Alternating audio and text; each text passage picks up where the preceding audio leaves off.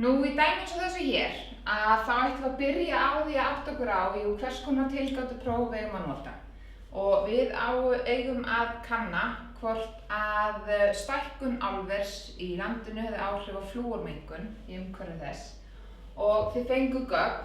Í öðrum dálknum voru mælingar á flúori í kjálkum og lömbum sem slátrað var 2004 og svo í hinum dálknum þá voru gögn þar sem lömb sem slátrað var 2007. Þannig að við erum með gögn í svona tveimur dálkum og þegar við fáum svoleiðis í hendurnar að þá getur og við erum að fara að skoða einhvers konar meðaltöl að þá gæti þetta verið gögn fyrir paraða mælingar, líta í rauninni eins út. En við þurfum að átta okkur á því að hér eru svona tveir óháðir hópar. Við erum annars vegar með lömb, þýðilamba sem slátrað 2004 og svo þýðilamba sem slátrað 2007. Þetta getur ekki verið sömu lömbin, mælingar á sömu lömbunum af því að lömbum sem slátrað 2004 það alla hægt að slátra þeim aftur 2007. Svo að við erum að fara að bera saman meðaltöl í tveimur óháðum þýðum. Og það er þá skref 1 hjá okkur að tilgreina það.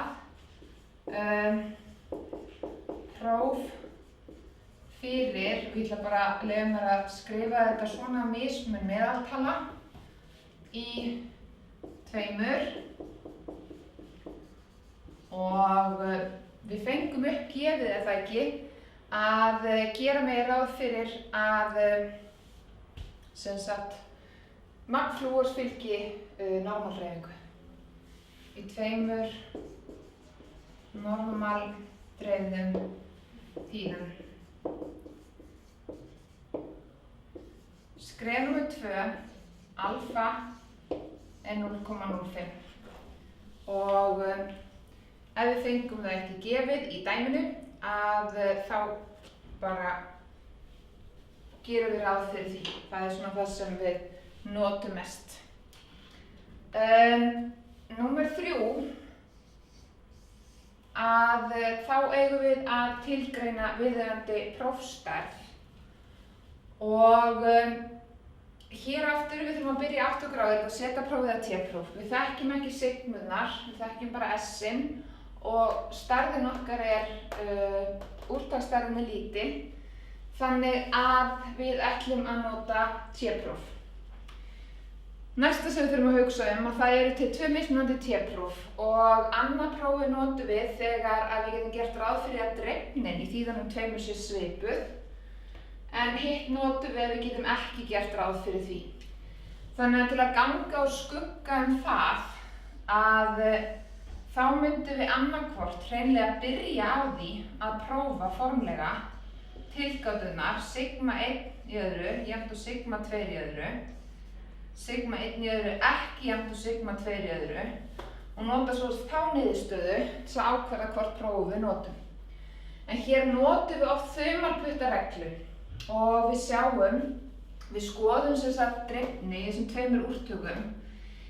Byrjum að horfa bara á stærri töluna sem hér er 7348.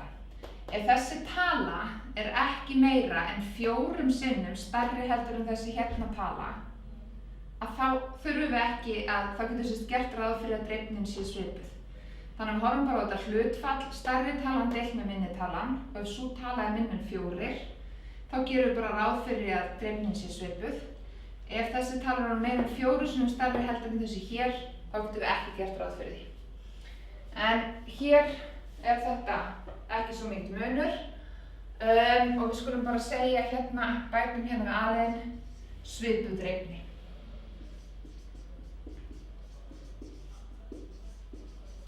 En prófstærðirnar eru aðeins öðruvísi og prófstærðin sem við notum hér þegar dreifnin er svipuð, hún lítur svona út. Ég gleymi nú fyrirgefið, ég ætla að setja upp tilgáturnar áður að byrja þessu. Tökum prófstærðina fyrir næstu skrefi. H0 hér er að μ1 mínus μ2 er jafnt á 0. Þetta er bara jafngilt því að skrifa μ1 jafnt á μ2, ekki satt? Hér er bara 0. Á móti því, gagntilgátan að μ1 mínus μ2 sé frábrugðið 0. Það sem sagt jafngilt að segja bara að munur sé á meðal flúorinnihaldi á milli þarna árana 2004 og 2007. Nú, þá get ég farið að skrifa upp prófstefna mína.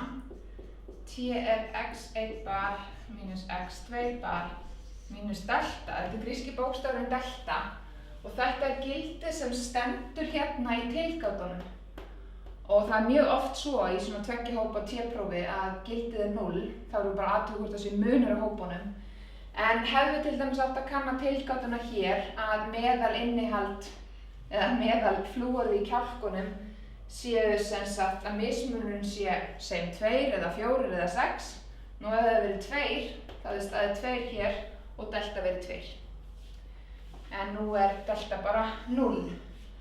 Nú, í þessari prófstærð byrja bara á að skrifa þetta svona upp. Nú lítur svona hérna út.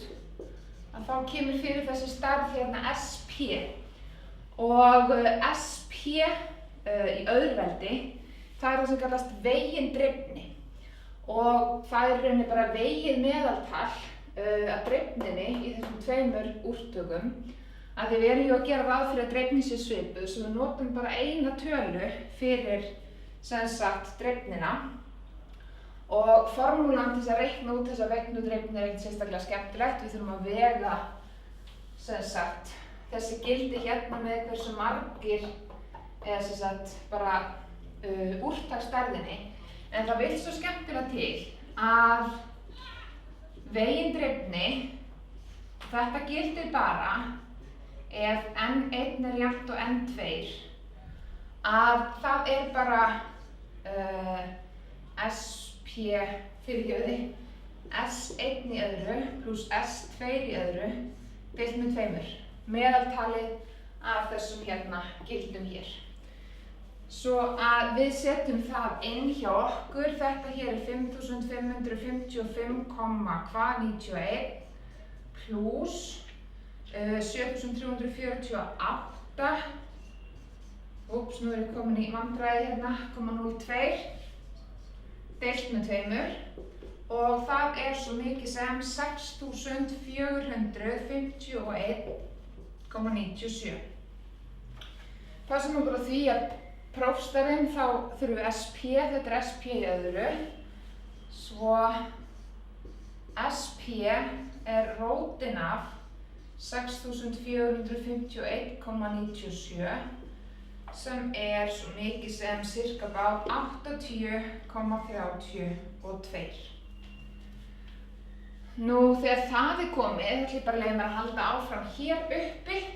Við setjum inn bara gildin x1 og það er nú oft svo að þetta skiptir engu máli, þetta kemur niður á það sama. Það eina sem þetta hefur áhrif á það er sem sagt formerkið á prófstærðinni hérna, að það er þægilegra, bara okkur þægilegra að vinna með jákvæðar tölur, að velja hópinn þar sem meðaltalið er hærra sem hóp 1, þannig x1.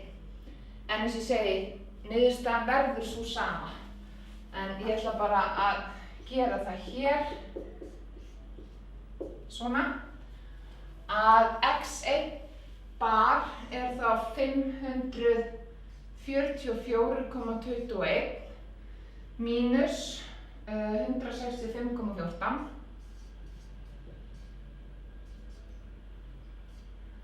og hér SP er 80,32 og N1 og N2 eru 8. Svona. Og hérna er ég svona nánast komin út í eitthvað óefni hérna, en reiknum út úr þessu og út kemur 9,44. Og hér ætti ég að setja eitthvað svona, þetta var svona smá innskot hérna til þess að reikna út SP. 9,44, ok, hvað gerum við það? Jú, við þurfum að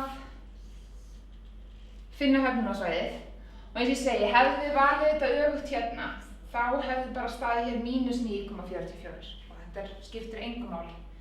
En við höfnum ef við þurfum að finna t 1 mínus alfa deilt með 2, komma, n1, hvað er ég nú að röfla?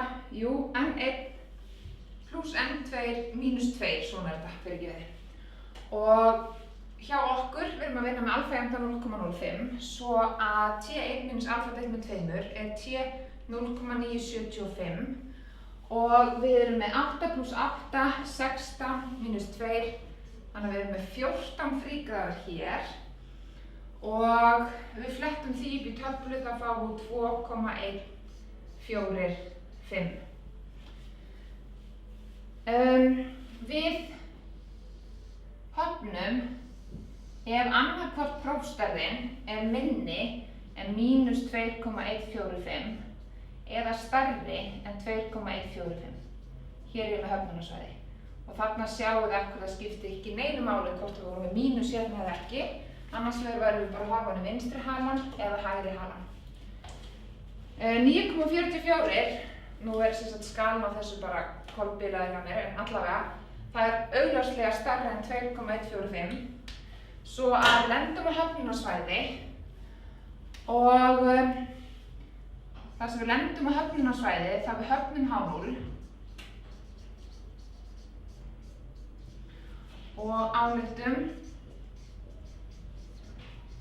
að við höfnum H0 þá getum við dregið ályktun. Ef við höfnum H0 og ályktum að munur sé á meðaltölunum.